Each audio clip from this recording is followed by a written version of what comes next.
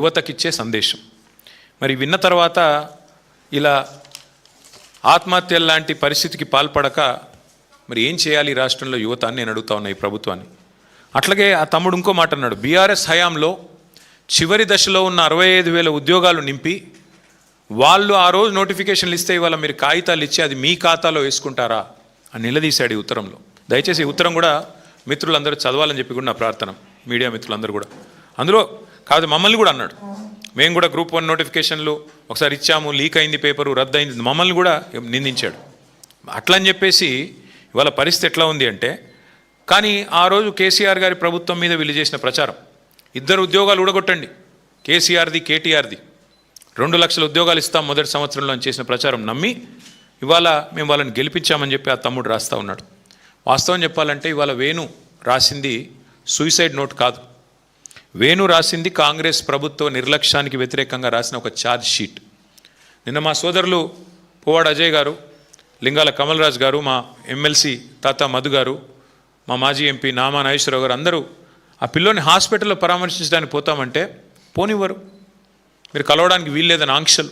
అయినా మా వాళ్ళ ఆంక్షల్ని ఛేదించుకొని పోయి ఆ పిల్లోడికి ధైర్యం చెప్పి, ఏమీ కాదు మేమందరం ఉన్నాం మీకు అని చెప్పి ధైర్యం చెప్పి వచ్చారు.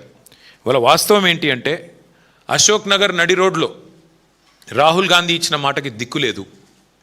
2 లక్షల ఉద్యోగాలు మొదటి సంవత్సరంలోనే ఇస్తాం అని చెప్పిన రాహుల్ గాంధీ నేను అడుగుతా ఉన్నా ఈరోజు, ఇక్కడ పిల్లలు ఆత్మహత్య యత్నానికి పాల్పడుతుంటే మీరు ఎక్కడ ఉన్నారు రాహుల్ గాంధీ అని అడుగుతా ఉన్నా. ఎందుకు రారు మీరు హైదరాబాద్కి, ఎందుకు రారు? మీరు ఇక్కడ నామినేట్ చేసిన ముఖ్యమంత్రి, మీ కాంగ్రెస్ పార్టీ నామినేట్ చేసిన ముఖ్యమంత్రి ఎండ్రిన్ దాగి చావండి అంటుంటే ఎందుకు మీరు ఉలకరు పలకరు? నేను నిన్న అడిగాను రాహుల్ గాంధీ గారిని, అయ్యా మీ ముఖ్యమంత్రి అడ్డగోలుగా మాట్లాడుతున్నాడు, ఎండ్రిన్ దాగి చావమంటాడు పోలీస్ అభ్యర్థుల్ని, మరి క్రిమినల్ వేస్ట్ అంటున్నాడు ఇంజనీరింగ్ విద్యార్థుల్ని, ఇది పద్ధతేనా? ఇది మీ పార్టీ విధానమా, పార్టీ వైఖరా, లేకపోతే ముఖ్యమంత్రి నోటి దూలనా? ఏంది ఇది చెప్పు అంటే, ఆయన ఎక్కడెక్కడో రాజ్యాంగం పట్టుకుని తిరుగుతాడు తప్ప ఇక్కడ మాత్రం కనబడాడు. ఎక్కడైతే గవర్నమెంట్ ఉందో అక్కడ రాహుల్ గాంధీ ఉండడు, ఎక్కడైతే గవర్నమెంట్ లేదో బాధ్యత లేకుండా ఇష్టం వచ్చినట్టు మాట్లాడతాడు. మళ్ళీ ఎక్కడ పడితే అక్కడ సొల్లు మాటలు చెప్పి అడ్డమైన హామీలు ఇచ్చి మళ్ళీ అక్కడ ప్రజల్ని మభ్యపెట్టే ప్రయత్నం.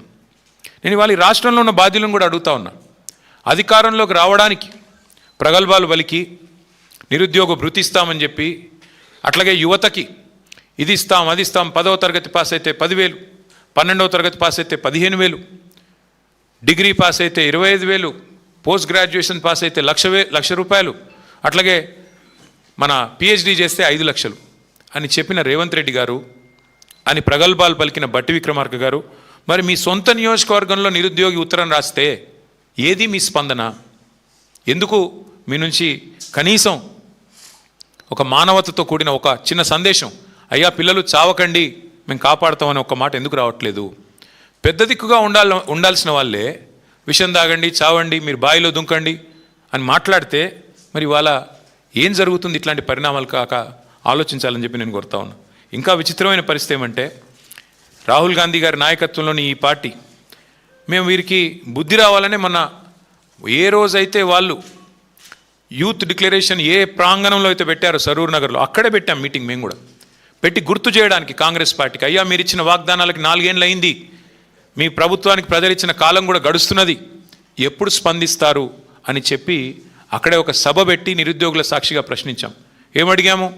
24 హామీలు ఇచ్చారు మీరు యూత్ డిక్లరేషన్లో, ఒక్కటన్నా అమలైందా? శాసనసభలో నేను జగదీష్ రెడ్డి గారు మేము అడిగాము లిఖితపూర్వకంగా రాష్ట్ర ప్రభుత్వాన్ని, మీరు వచ్చిన తర్వాత ఇచ్చిన నోటిఫికేషన్లు ఎన్ని ఉద్యోగాలు ఇచ్చారు అని. 16,978 ఉద్యోగాలు ఇచ్చామని చెప్పి లిఖితపూర్వకంగా రాష్ట్ర ప్రభుత్వం సమాధానం ఇచ్చింది. అందులో కేసీఆర్ గారి ప్రభుత్వం ఇచ్చిన నోటిఫికేషన్లు రద్దు చేసి తిరిగి రీనోటిఫికేషన్ ఇచ్చిన వాటిని తీసేస్తే 10,000